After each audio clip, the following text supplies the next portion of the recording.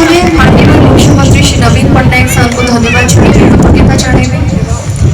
sir को आज मुझे आसी सर मत ये पठे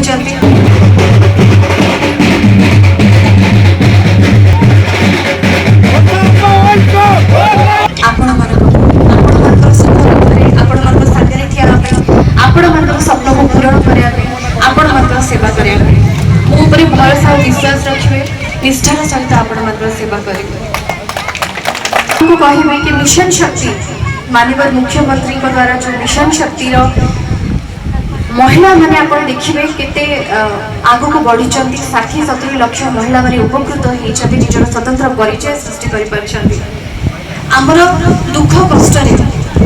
प्रति परिस्थिति आम सामने सब माननीय मुख्यमंत्री गोटे भोट्र मूल्य बहुत आपण मैंने जानते तार मूल्य बुझी सब मुख्यमंत्री श्री नवीन पट्टनायक सर को 25 वर्ष काल आपण मैंने सेवार सुजोग आज समय आसी आउ थे जवाब देवाई मोर पूरा विश्वास सर को निश्चय आपण मैंने जययुक्त करवा सर मत पठे आपण मान सहित मिसिकी आपण सागे आपण परामर्श नहीं आपण सहित एकाठी चली काम करने ये भाषण बेसी हेनी काम बेसी हम